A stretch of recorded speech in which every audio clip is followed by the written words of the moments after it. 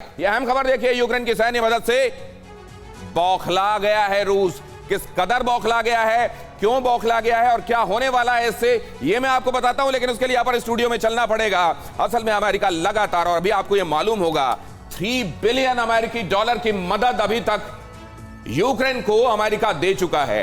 ये असल में वहां लोगों की मदद हो रही है या आग में घी डालने का काम किया जा रहा है, ये बहुत बड़ा सवाल है। और ये अगर आपको समझना है तो यह अहम खबर आपको जरूर देखनी चाहिए। ये रही आपके सामने अहम खबर। यूक्रेन की सैन्य मदद से बौखला गया है रूस ने अमेरिका को डायरेक्ट चुनौती दी है। हथियार देकर घातक परिणाम को अंजाम देने वाले हैं आप। अमेरिकी सैन्य मदद खतरनाक स्थिति पैदा करेगी। यूक्रेन को खतरनाक हथियारों की खेप दे रहा है यूनाइटेड स्टेट्स। ब्रिटेन सैनिकों को ट्रेनिंग दे रहा है। अमेरिका लगातार मदद दे रहा है। ये आग में घी नहीं है तो क्या है? लेकिन वो जिसकी चर्चा हम कर रहे थे उस पर एक बार फिर से लौटते हैं। पुतिन का गुमान डूबा है तो क्या होगा, इसको एनालाइज करना बहुत महत्वपूर्ण है। ये असल में मोक्स्वा नहीं डूबा है, ये पुतिन का कॉन्फिडेंस कहा जा रहा है डूबा है। और अगर कॉन्फिडेंस को रीगेन करना है तो आपको एक बड़ा हमला करना पड़ेगा। और वो बड़ा हमला करने में क्या आप टैक्टिकल न्यूक्लियर वेपन का इस्तेमाल कर लेंगे? सवाल यह है। यहां जरा देखिए, यहां क्या क्या अब करना होगा। दूसरे जो जहाज और वेसल्स यहां पर हैं उनको हटाना पड़ेगा, एयर डिफेंस सिस्टम दोबारा एडजस्ट करना पड़ेगा, अब बहुत कुछ करना पड़ेगा। घोष साहब लेकिन इसमें क्या देखते हैं सर? एक छोटी सी बात मैं कहना चाहता हूं। अब बार बार कह रहे हैं ना कि अमेरिका सहायता दे रहा है। अभी पिछली बार ही उन्होंने कहा थे 800 मिलियन डॉलर के और एक्स्ट्रा वेपन्स भेजेंगे। अमेरिका ने अभी तक अपना बूट्स ऑन ग्राउंड नहीं भेजा, अपनी आर्मी को वहां पर नहीं भेजा। लेकिन शायद लोगों को नहीं मालूम कि उन्होंने अपने वेटरन्स को वहां पर जाने से मना नहीं किया है।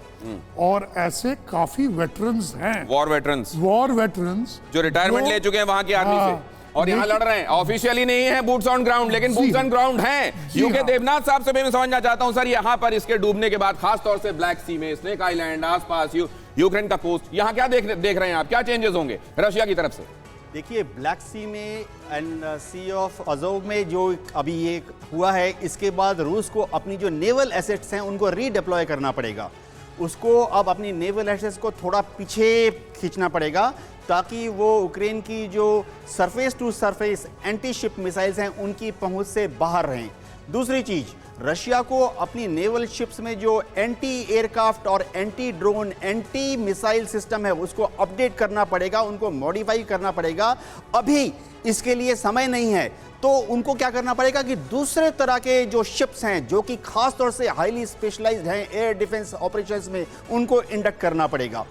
एक और चीज़ रशिया को अब करनी पड़ेगी कि जो अपने जो जैमिंग सिस्टम है उसको तुरंत ब्लैक सी में डिप्लॉय करना पड़ेगा ताकि यूक्रेन की तरफ से। लेकिन साथ में उधर काउंटर देखने को क्या मिलेगा सर? यूक्रेन क्या कर रहा होगा, क्या सोच रहा होगा? ये धुप्पल में लग गई लॉटरी है या वाकई उसने लॉटरी अपने लिए हासिल की है, ये तो बात अलग है। लेकिन अब वो करेगा क्या, जरा ये देख लेते हैं। ये भी देखना बहुत आवश्यक है कि ये शानडूबी है। इसको आपको जानकर हैरानी होगी कि ये जो यूक्रेन ने मारा है, ये असल में यूक्रेन ने ही बनाया था। जब सोवियत का हिस्सा होता था यूक्रेन, तब यूक्रेन ने ही ये बनाया था और इसका नाम होता था तब ग्लोरी मतलब शान। और बाद में जब यूएसएसआर टूटा और ये एक तरीके से नेवल प्रॉपर्टी बनी रशिया की, तब उसे नाम दिया गया अब मोक्स्वा। मतलब पहले ग्लोरी थी, वो ग्लोरी डूबी है और खुद बनाने वाले ने डुबाया है। ये है टाइम का फेर। ब्रजेश सर, आपका कमेंट इस पर? दो चीज कहूंगा। सेकेंड वर्ल्ड वॉर के समय से ये सबसे बड़ा शिप है जो विध्वंस हुआ है वॉर के अंदर 1941 के बाद। जी हाँ, एक इसके करीब का रहा था जनरल बेलग्रामो, फॉकलैंड वॉर्स में जो ब्रिटिश नेवी ने डुबाया था, वो इससे छोटा था। दूसरी बात यह है कि ये फ्लैगशिप था ब्लैक सी फ्लीट का, रशिया का, तो शान ही नहीं है।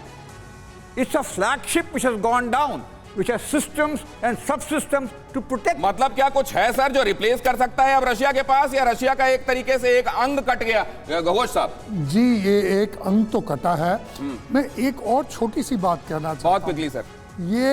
ये मॉस्को जो है वो अकेले कभी नहीं जाता।